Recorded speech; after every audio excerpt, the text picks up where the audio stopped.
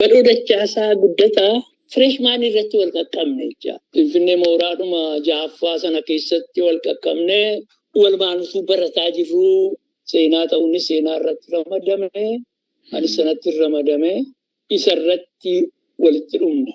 Bara sana ijoolleen yuunivarsiitii sana baratanii study circle waan jedhamutu jira. Marxism Leninism theory barachuu qabna. Revolution yookiin warraaqsa biyya lafaatu yeroo sana bilbiltuu kan ta'e kan Kuubaa, kan Veetinaam, kan Chaayinaa, Bolshevik.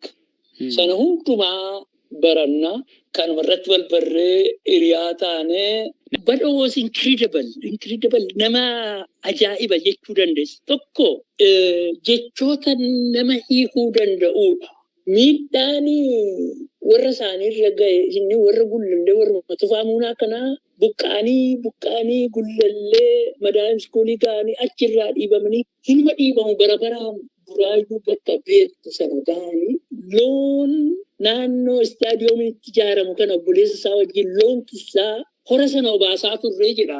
Istaadiyoomiitu ijaaramin hamma boolee ga'utti uummata Oromootu irra loon tiffatanuu erga qaqqabeera isa jechuudha. Isa sana hundumaa waan yaadatuu fi yaadisaa dammaqina addaa qaba. Addisaadha baay'ee nama dandeettii addaa qabu. Nama jarjaru miti. Mirga Oromoo kan inni bare rakkina naannoo isaa keessatti guddate. Aadaa Oromoo hin beekaa, hin kabajaa. Qabsoo ABO'n gudunfaa jiru 74, 75, 76 koongiresiin miiniin ta'e elekshiiniin ta'utti isaan dura Biraanuu Bultoo Ejersaa Obboleessa Jeneraal Damisee Soddaa Baaroo isaa wajjin beellamneetuma dhaalnee ijoollee sentarii kana giddugaleessaa kana barbaada Baaroon. Ani immoo hedduun ijoollee bakka hundumaan quunnamaa quunnamtiin gara walakkeessa kana gara dhiyaa gara Arsii yookiin gara Booranaa kana irratti fookasii goona. Isa kanaaf jennee nama dammaqee akkasii gaafatti barsiifnu Baaroon hedduu gammade. Mana isaatti itti geessine Finfinnee baay'ee itti gammadee waliin haasa'anii Daawud Ibsaa wajjin yuunivarsiitii dhiibnee baane yuunivarsiitii taa'uu dadhabne amma mootummaan dargii goola diimaa jira maaltu jira daganaa baanee gara Naqamtee ta'uudhaan Naqamteetu barsiisaa jiru.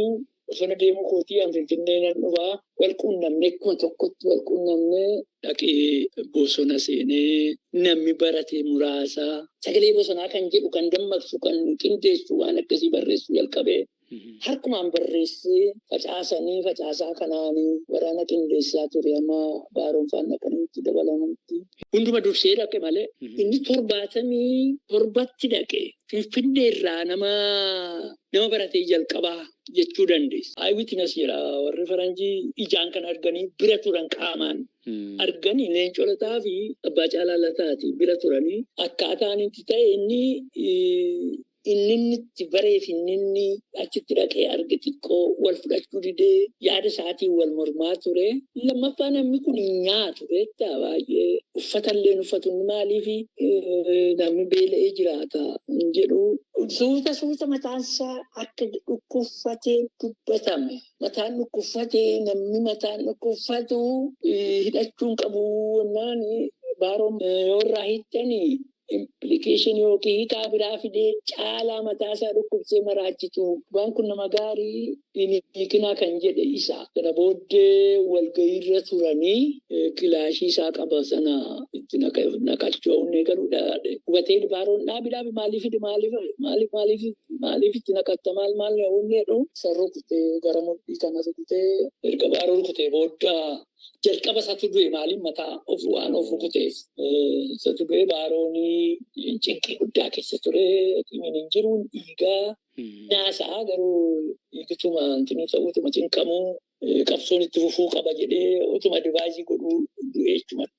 Namoonni lamaan isaanii booda tokkotti akka awwaalan himama. Halkanuma sana waliin awwaalaman waliin awwaalamuu isaanii sana akka barsiiftan fudhadhe. Maaliif tokkummaa Oromoo nama baay'eetti nagaduu barbaade. Nama Shawaatu nama Wallaggaa warri gartee gargar muruudhaaf carraaqan sana hundumaa duwwaa godhee jechaadha. Duutii baduu dachaasaa